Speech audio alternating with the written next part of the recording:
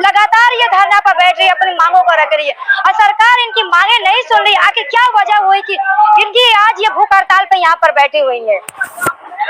सबसे पहले तो अभी आप लोग चूड़ी निकाल कर यहाँ पर और नारा लगा रही है, चूड़ी क्यों निकाली हुई थी?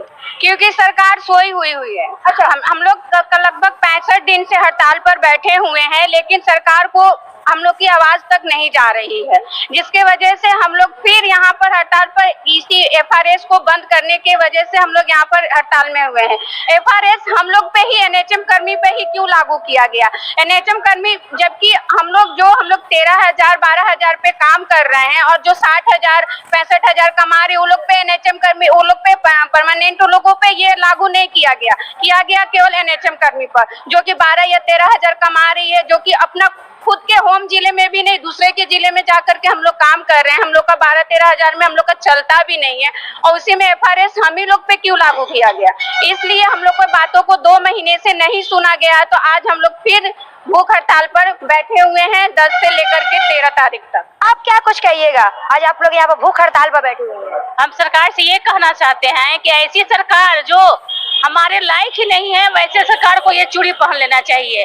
हम लोग 2 महीने से हड़ताल पे हैं ना, वो हमारी बात सुन नहीं रही है, एकदम गूंगी बहरी सरकार हो गई है। तो वो उस सरकार को समझना चाहिए कि अगर आज वो हमारी बातें नहीं सुनेगी तो 2025 में हम उनको एक भी वोट, एक हमारी एनम बहने और हमारे घर वाले एक भी वोट नहीं देंगे। उस प्रकार हम भी उनका बात नहीं सुनेंगे, उनको भी गद्दी से उतार देंगे हम लोग। मतलब सरकार आपकी बात नहीं सुनेगी तो चूड़ी पहन लेगी? चूड़ी तो वो औरत वाला ही काम कर रहे हैं।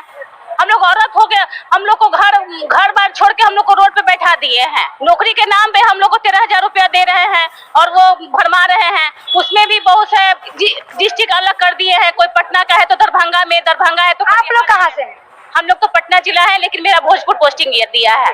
इस सरकार को समझना चाहिए कि हम लोग का 2 महीने से हड़ताल में है, तो हम लोग का एक तो न्यूनतम वेतन है मात्र 13,000 रुपया, ऊपर से 200 किलोमीटर दूरी पर हम लोग का पोस्टिंग दिया है। क्या हम लोग का परिवार चलेगा?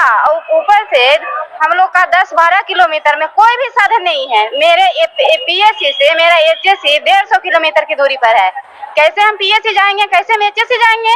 उसके बाद 12 किलोमीटर का कोई रास्ता नहीं है, कोई गाड़ी का सुविधा नहीं है। क्या संभव हो पाएगा कि 9 बजे हम वहाँ पहुँच जाएं? अगर 9 बजे से 1 मिनट भी देरी होता है तो मेरा अटेंडेंस कट जाएगा। फिर क्या फायदा काम करने का?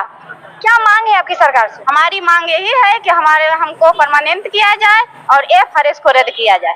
आज गर्दनी पर लगातार आप लोग धरना प्रदर्शन पर। स्वास्थ्य मंत्री महोदय से हम लोग का यही विचार है, कहना है कि मंत्री जी हम लोग की बात को सुनिए। हम लोग को नालंदा जिला घर है, हम लोग को ड्यूटी मिला है पश्चिमी चंपारण। हम लोग पूरे फैमिली से दूर रहते हैं, उसके बावजूद भी हम लोग को 13,000 की नौकरी में एक जिला से दूसरे जगह ड्यूटी करना पड़ता है। पूरे परिवार से अलग होके रहते हैं। सप्ताह का 6 दिन हम लोग ड्यूटी करते हैं, केवल संडे हम लोग को रिलीफ मिलता है। उसके बावजूद भी एफआरएस लगा दिए हैं। 9:01 में जो सिस्टर लगा रही है अटेंडेंस, उनका अब्सेंट कर दिया जा रहा है। इतना दूर हम लोग का क्षेत्र है कि 5-5 किलोमीटर हम लोग पैदल चलते हैं। इतना दूरी हम लोग का क्षेत्र। नीतीश कुमार क्या कह रहे हैं?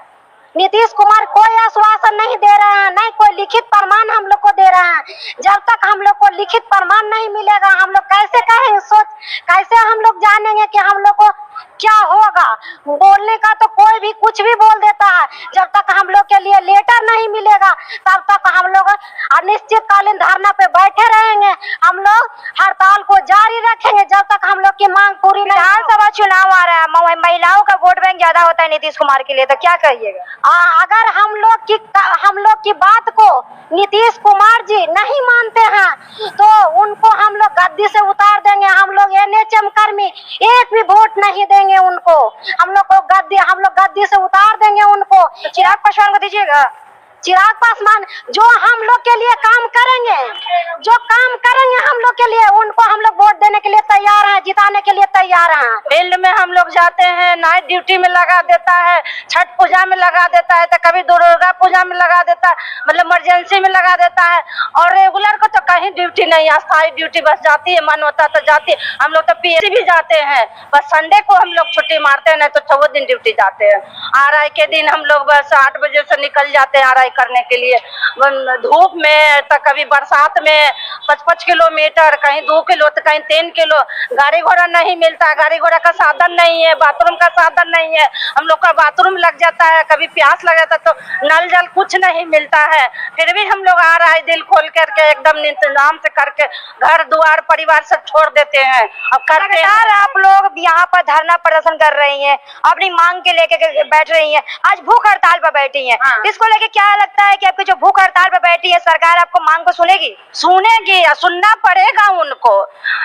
हमारे से आगे कितना सब भूख हड़ताल की है, FRS लोग बहुत ऐसा है, टीचर लोग भी हड़ताल की हैं, तो टीचर लोग का भी है मांग पूरा किया गया है, तो हम लोग भी करेंगे। उम्मीद है कि सरकार आपकी मांग को करेंगे पूरा, क्योंकि स्वास्थ्य विभाग से जितना भी काम है ना हम लोग ही एनम करते हैं फील्ड में। तो पोलियो में 22 तारीख से पोलियो आने वाली है ना, हम लोग नहीं करेंगे पोलियो, और देखते हैं कि और किसी को भी नहीं करने देंगे, चाहे जो हो। 22 तारीख जो पोलियो शुरू आप लोग भी नहीं कीजिएगा, करने भी नहीं दीजिएगा? नहीं करने तो इससे आपको नहीं लगता है कि जो जनता है, जो बच्चा है, उसको कितना तकलीफ पहुंचेगा? तकलीफ पहुंचेगा, तब तो आँख खोलेंगे कि एनम के लिए हम सरकार होकर के क्या कर रहे हैं, और वो लोग हमारे लिए, हमारे देश के लिए, हमारे देश के बच्चे को लिए एनम ही एक है जो मात्र जो करती है सब कुछ।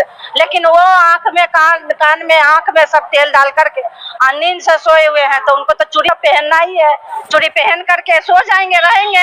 हम लोग तो फील्ड में घूमते रहते, इधर उधर जाते रहते, अब 9 से 5